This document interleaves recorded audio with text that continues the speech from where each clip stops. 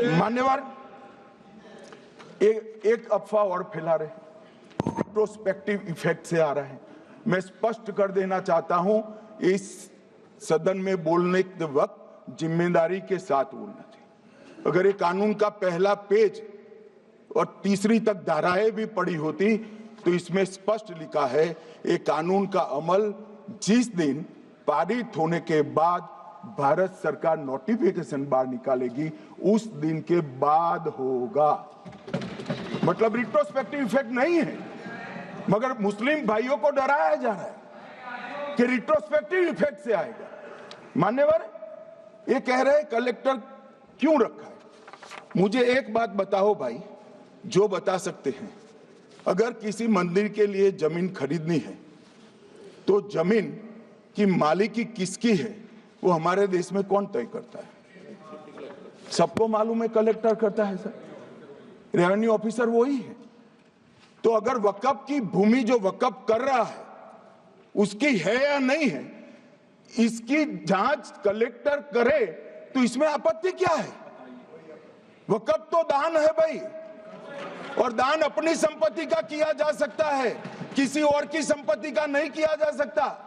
गांव में कोई बेचारा अमेरिका गया है 4 महीने पढ़ने के लिए, घूमने के लिए आता है तो कि वक्फ घोषित हो गया। कोई कारोबार करने के लिए दिल्ली आया, आता है तो कि वक्फ घोषित हो गया। अरे ऐसा नहीं होता भाई, कलेक्टर को पूछना पड़ेगा सरकारी संपत्ति है या नहीं है, इसकी जांच करनी चाहिए या नहीं करनी चाहिए। ढेर सारे मंदिर बनते हैं, बने भी है, बनेंगे भी, ढेर सारे चर्च बने हैं, गुरुद्वारे बने हैं, सरकारी संपत्ति पर बन सकते हैं क्या? नहीं बन सकते मान्यवर।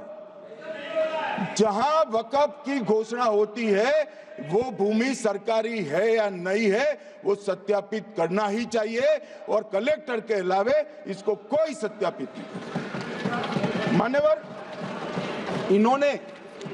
इन्होंने मैंने पहले भी बताया मान्यवर, कोर्ट को भी रास्ते से निकाल दिया। मैं बाद में बात करता हूं मान्यवर, ये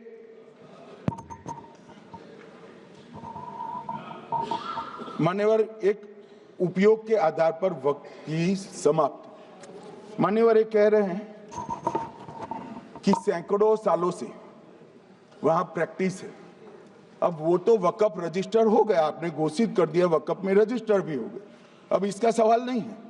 मगर सैकड़ों साल की प्रैक्टिस, मुगलों के समय की प्रैक्टिस आज घोषित की जा सकती है क्या?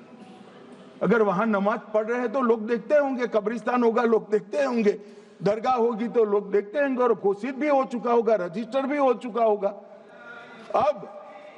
अब अगर आप वक्फ घोषित करना है तो उसको ऐसे नहीं कर सकते मान्यवर, अधिकृत करना चाहिए। मान्यवर, जो दूसरा सुधार लेकर आए किरण जी, वो ही है कि धारा 36 में वक्फ संपत्तियों को बिना किसी स्पष्ट प्रक्रिया से, मालिकी की प्रक्रिया से पंजीकृत नहीं किया जा सकता।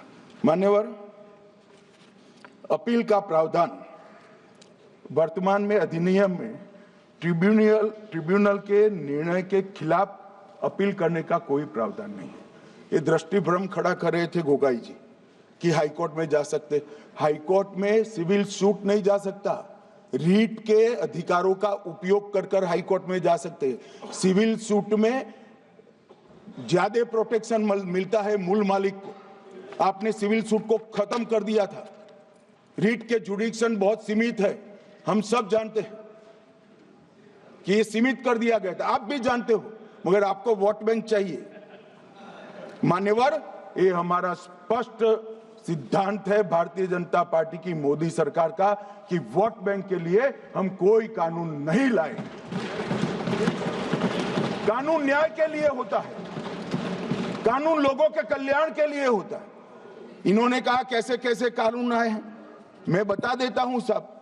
अभी कांग्रेस के महासचिव और माननीय सदस्य कह रहे थे क्या कानून आ रहे हैं, सब किस प्रकार के कानून आ रहे हैं। मान्यवर, इसी सदन में नरेंद्र मोदी सरकार ही महिलाओं को 33% आरक्षण का कानून लाए। इसी सरकार में पिछड़ों को संवैधानिक अधिकार दिया गया। मान्यवर, इसी सरकार में बजट जो आए, इसमें गरीबों को गैस, शौचालय, पानी, 5 लाख तक का बीमा, 5 किलो अनाज, बिजली और घर दिए गए। मान्यवर, और कन्वर्जन कानून की बात करते थे और हंसते हंसते कहते थे कर्नाटक सरकार कन्वर्जन कानून लेकर आई है। सबसे पहला कन्वर्जन कानून उड़ीसा और मध्य प्रदेश में कांग्रेस सरकार लेकर आई, मगर उस वक्त कांग्रेस सरकार तुष्टीकरण की नीति पर नहीं चलती थी, महात्मा गांधी के सिद्धांतों पर चलती थी। मध्य प्रदेश और उड़ीसा में सबसे पहला कन्वर्जन के खिलाफ कानून कोई लाया तो कांग्रेस पार्टी लाई, और मुझे गर्व है मेरी पार्टी की सरकारें कन्वर्जन पर कानून लाती है। मान्यवर, सबको अपना धर्म का अनुसरण करने का अधिकार है, कोई शौक से करे, मगर लोभ, लालच, भय, इससे धर्म परिवर्तन नहीं कराया जा सकता। किसी गरीब के पास खाना नहीं है, खाना देकर उसका धर्म बदला दोगे? कोई थोड़ा कम पढ़ा लिखा व्यक्ति है, उसका धर्म बदला दोगे? ऐसे नहीं होगा मान्यवर। और आपने भी किए हैं कानून, आप नए नए आए हो, आपको मालूम नहीं है मान्यवर, इनको मालूम नहीं, अभी अभी आए हैं 5 साल से। ये कांग्रेस पार्टी ने कानून किए थे मान्यवर। अपील का प्रावधान भी हमने आगे बढ़ाया और गैर मुसलमानों के द्वारा दान की गई संपत्तियों पर, गैर मुसलमानों की दान की संपत्तियों पर वक्फ अधिनियम को हमने लगने से मना कर दिया। माने उनके लिए चैरिटी कमिश्नर का कायदा है। ये प्रैक्टिसिंग इस्लाम, जो इस्लाम की प्रैक्टिस करते हैं, इसीलिए मान्यवर हमने ओवरराइडिंग इफेक्ट को भी समाप्त कर दिया। मान्यवर, ट्रस्ट का नियमन करने का जो कानून होता है, जैसे चैरिटी कमिश्नर के कानून में कोई ओवरराइडिंग इफेक्ट नहीं है। जहां क्लासेस आते हैं वहां ओवरराइडिंग इफेक्ट होती है। यहां ओवरराइडिंग इफेक्ट इसलिए दिएगी कि आप जिसकी संपत्ति हड़पी जाएगी उसको कोर्ट से जाने से रोकना चाहते थे, इसलिए ओवरराइडिंग इफेक्ट जो हमने मान्यवर निकाल दिया है। मान्यवर, एक ऐसी चर्चा लेकर आए कि चर्चा नहीं हुई।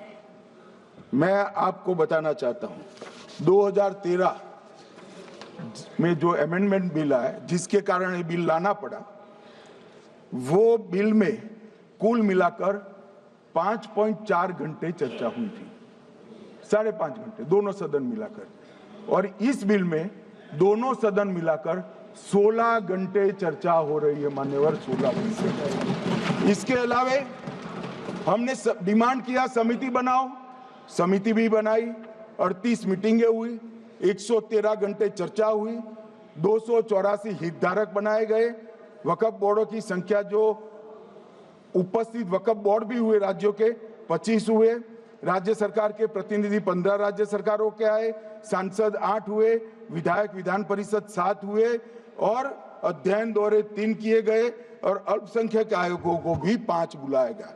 ये सबसे 92.68 लाख करीब 1 करोड़ सुझाव देश भर से ऑनलाइन आए। इसकी मीमांसा कर ये कानून बना है। आप ऐसे इसको खारिज नहीं कर सकते हो भाई, पूरी प्रक्रिया को। आप जो कर रहे हैं 5.5 घंटे की प्रक्रिया, ये बहुत लोकतांत्रिक प्रक्रिया है, और हम 16 घंटे चर्चा करते हैं कि चर्चा आपके अनुरूप चर्चा नहीं हो सकती। ये सदन में हर सदस्य बोलने के लिए स्वतंत्र है, कोई परिवार की यहां चलती नहीं है। ये तो जनता के नुमाइंदे हैं, किसी की कृपा से नहीं आए हैं। मान्यवर, जो दिल में है, जो जनता की आवाज है, वो रखेंगे।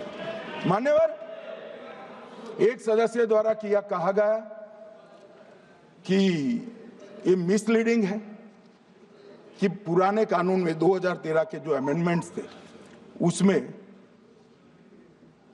अपील का प्रोविजन था। अब मैं कहना चाहता हूं 83(9) उसमें अधिकरण द्वारा किए गए किसी भी विनिश्चय का आदेश विरुद्ध, चाहे वो अंतरिम हो या फाइनल, इस पर अपील नहीं हो सकती। इसका मतलब अपील का प्रोविजन आपने रखा ही नहीं था। सिविल न्यायालय, राजस्व कोर्ट और अन्य प्राधिकरण उसके अधिकार क्षेत्र पर भी प्रतिबंध लगा दिएगा। और सरकारी अधिसूचना जो बाद में वक्फ बोर्ड और वक्फ परिषद के एडवाइस से होगी, इसको भी कोई चुनौती नहीं दे सकता। मान्यवर, मुझे ये बताओ कि अभी अभी फैशन है संविधान लहराने की। ये संविधान के हिसाब से सरकार का या किसी भी निजी संस्था का कोई भी फैसला मान्यवर कायदे की कोर्ट से बाहर कैसे हो सकता है? कोई भी फैसला हो, ये देश की अदालत वो फैसले तक रीच नहीं रखेगी। नागरिक ग्रीवेंसेस लेकर कहां जाएंगे? जिसकी भूमि हड़प कर ली गई वो कहां जाएगा? ऐसा नहीं चलेगा। आपकी वोट बैंक के लिए आपने किया था, हम खारिज कर रहे हैं, हम खारिज कर रहे हैं। ऐसा नहीं चलेगा। अदालत में जाइए, जिसको ग्रीवेंसेस है इधर और साइड से, और अदालत न्याय करेगी। न्याय के लिए तो अदालतें बनी हैं।